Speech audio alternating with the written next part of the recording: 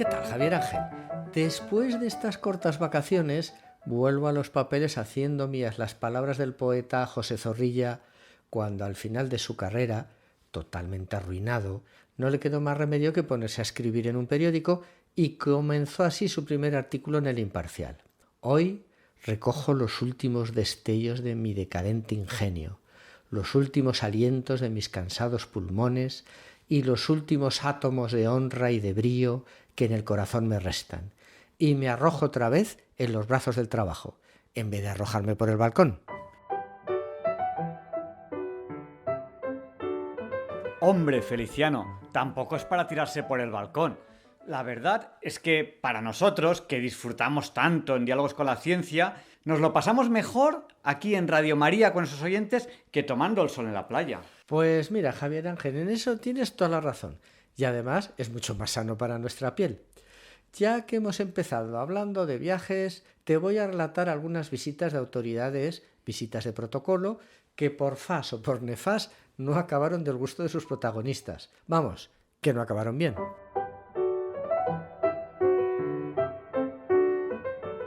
Pues mira, cuando John Fitzgerald Kennedy tomó posesión de su despacho en la Casa Blanca, le comentó a su jefe de prensa, Pierre Salinger, cuya madre era francesa. Será por eso de Pierre. Efectivamente. Pues le dijo a Pierre Salinger que no conocía el cementerio de Arlington y que tenía mucho interés en visitarlo. Pues el caso es que pasaba el tiempo y nunca encontraban un hueco, pues Kennedy siempre estaba muy liado, ¿no? Que si los misiles, que si la Marilyn, en fin, ya sabes, Javier Ángel, estas cosas de presidentes.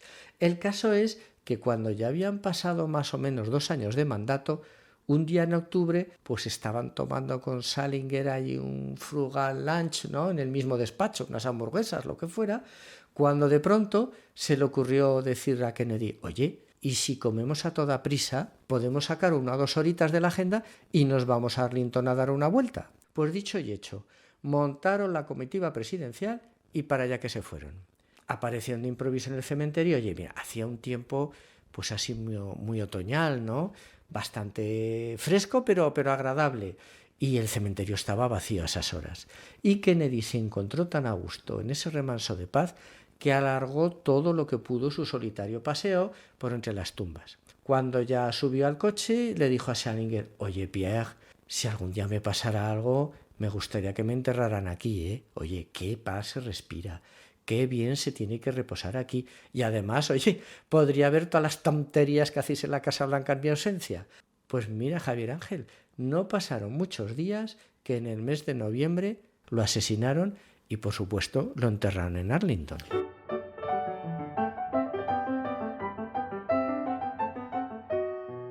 Y lo asesinaron precisamente durante una visita oficial. Es que los viajes y las visitas oficiales de los grandes dignatarios son momentos muy propicios para los atentados, porque por muy organizado que esté todo, oye, es inevitable que en algún momento pues se rompa la rutina de seguridad, ¿no?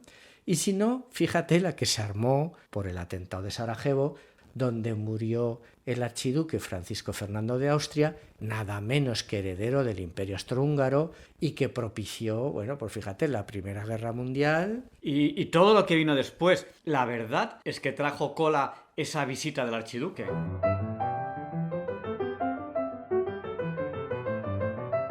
Pues es que esta visita fue uno de esos casos en los que cuando algo tiene que salir mal, no es que salga mal, es que sale peor. La cosa empezó con una bien intencionada invitación del gobernador de Bosnia-Herzegovina, que por aquel entonces era una provincia del Imperio Austrohúngaro, al heredero del imperio, el archiduque Francisco Fernando, para que presenciara unas maniobras militares.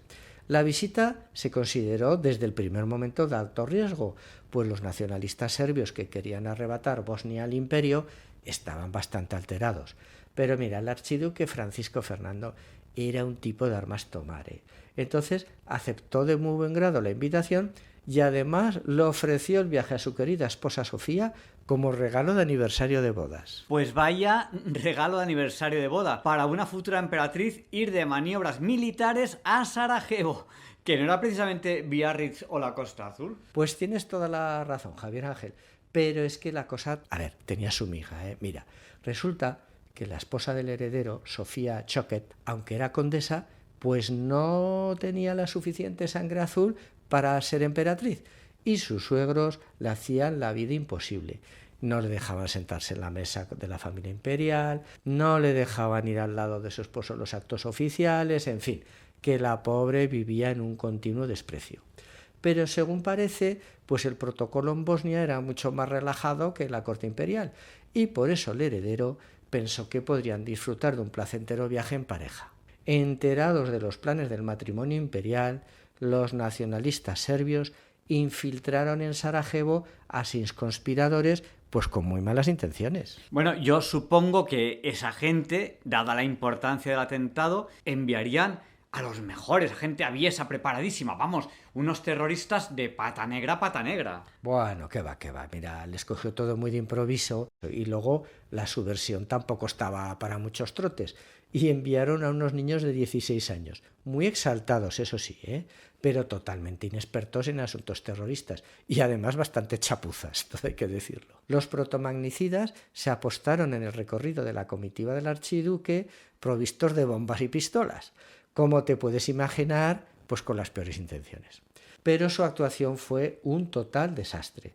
Los 2 primeros hicieron un lío con las armas y no fueron capaces ni de disparar ni de lanzar sus bombas al paso del archiduque. Pero el tercero, bueno, se le encasquilló la pistola, pero sí consiguió lanzar su bomba, pero con tan mala puntería que rebotó en la lona de la capota, que iba recogida en la trasera del coche porque iba en un auto descubierto, y cayó al suelo explosionando bajo el chasis del siguiente automóvil.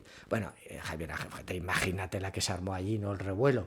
El frustrado asesino, viendo su fracaso y que la gente, claro, todo el público se le echaba encima, se tragó una cápsula de cianuro. Vaya, qué peliculero es la cápsula de cianuro. Sí. El gesto, la verdad es que le quedó muy peliculero. Pero el suicidio también fue un desastre, pues el cianuro estaba caducado y entonces en vez de morir lo que hizo es ponerse a vomitar. Desesperado ante el acoso de la muchedumbre, para poner fin definitivamente a su vida, se tiró desde el puente al río, pero dada la sequía reinante, solo tenía 12 centímetros de profundidad. Así que se dio un buen porrazo, pero tampoco se ahogó. Al final fue apresado por la policía en el lecho del río sin grandes dificultades. ¡Qué horror!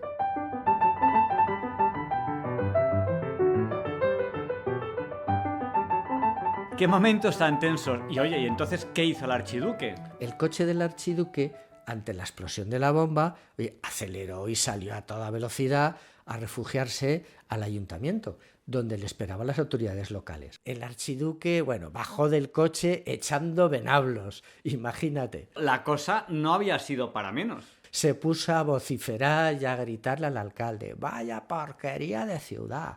Vengo de visita y me lanzan una bomba. ¡Qué vergüenza! ¡Vaya servicio de seguridad!». El gobernador, muy nervioso por lo acontecido, lleno de sentido común, decía: «Hay que sacar al archiduque como sea. Hay que sacar al archiduque de Sarajevo, pues no tenemos controlados todavía los conspiradores y están deambulando por la ciudad como pollos sin cabeza». Pero el archiduque, que era un hombre de carácter, se empeñó en ir al hospital a visitar a los heridos por la bomba. Entonces el gobernador, ya desesperado, tiró la toalla y le dijo: «Vale, venga, pues si esto es lo que usted quiere, esto es una locura, pero bueno, pues venga, si se empeña vamos a ir al hospital. Pero lo más prudente será no volver a pasar por las calles del centro, así que iremos por las afueras de la ciudad. Yo iré en su coche y que Dios nos coja confesados». Bueno, pues se organizó de nuevo la comitiva, el gobernador dio las pertinentes instrucciones a todos los choferes, se subió al coche del archiduque y dio la orden de partida. Pero con las prisas y con los nervios se olvidó de dar las instrucciones precisas a su propio chofer. También hay que decir que el heredero, para ayudar, se empeñó en seguir con el coche descubierto. Pues arrancó la comitiva imperial a toda velocidad hacia el hospital y, como cabía esperar en este despropósito, en un cruce el chofer del archiduque, totalmente ajeno a los cambios, se metió por el centro de la ciudad, mientras que los coches de la comitiva seguían por la ruta marcada. Pero qué fallo más tonto e imperdonable. Entonces, ¿qué hizo el gobernador? El gobernador se dio cuenta enseguida de su yerro, pero siguiendo fielmente la cadena de errores, en vez de ordenar seguir a toda prisa por el centro de la ciudad, le dijo al chofer que diera la vuelta. Pero el coche estaba dentro de una calle muy estrecha, Oye, esos pesados coches de la época pues eran muy difíciles de maniobrar, ¿no? Y para colmo de desgracias, con las prisas en medio de la maniobra, se caló el coche. Y para más INRI, todas estas precipitadas evoluciones fueron observadas desde una tienda de comida por Gavrilo Princip, uno de los fracasados magnicidas que había decidido ir a comprar unas delicatessen para superar su decepción. Así que sin pensarlo dos veces salió de la pastelería y a menos de 1,5 metros cosió a tiros al archiduque y a su esposa. Y fíjate si fue un blanco fácil, que el asesino disparaba con la cabeza vuelta y los ojos cerrados. ¡Qué barbaridad, Feliciano! ¿Cómo es posible tantos fallos seguidos en el servicio de seguridad?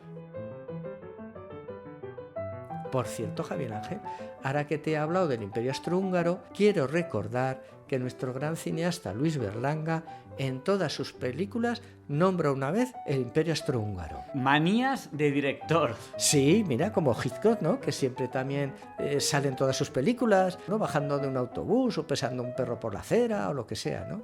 Cuídate, Javier Ángel, que tú eres necesario mientras nosotros somos contingentes.